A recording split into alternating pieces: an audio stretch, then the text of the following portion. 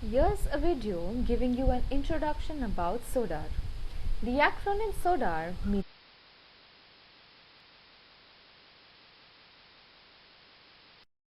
Have you ever heard a smoke detector that chirps due to a low battery? Well, mix that with the sound of an underwater submarine and you get the sound that a SODAR makes. The purpose of a SODAR system is to remotely measure the vertical turbulence structure and the wind profile of the lower layer of the atmosphere. The measurements are averaged over time at set intervals and so the beep. SODAR system is comprised of three major components: the antenna enclosure, the antenna, and the signal processor. The heart of the SODAR is the antenna. A SODAR antenna consists of dozens of sonic transducers. The transducers emit pulses of audible frequencies up through the atmosphere and then detect the reflected sounds. The other components of the SODAR include a sound focusing enclosure, a signal processing unit, a power supply, and a control computer. Let's look at how does it really work. In a SODAR, a combination of speakers and microphones are used as sonic transducers. The loudspeakers of the SODAR convert the electrical current into sound waves or sound pulses.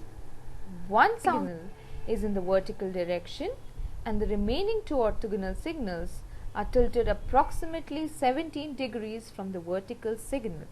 In order to measure the three-dimensional wind velocity, at least three beams in different directions are needed. The sound signals sent are reflected by the particles in the air. The sound signals are then reached to the microphones, which convert them into sound signals and then into electrical current. The sampling frequency is about 1 Hz, so one cycle of 3 beams takes about a period of 3 seconds. The receiver part of the SODAR detects the small difference in the frequency of transmitted and received sound signal due to the sudden change in the wind speed. The SODAR is also referred to as an acoustic radar, an echo sounder, and a sounder.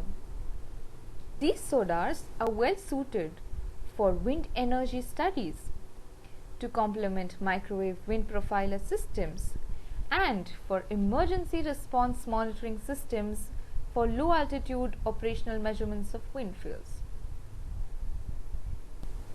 If we want to use it in the context of weather apps, it may not be so doable.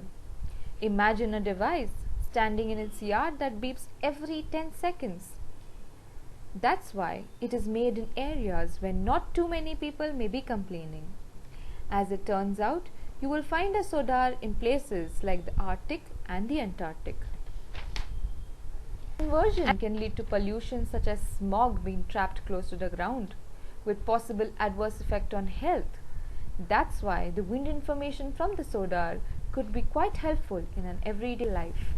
SODAR in wind energy is particularly to measure turbulence levels, to identify flow discontinuities, and to measure wind speeds in a volume of air, not just at one point. This wind measurement device has several distinctive advantages. It is easy to install and does not require any permits. Apart from the sound produced by the outgoing pulse, there is no hindrance. I hope you have now got an idea about the introduction to SODAR.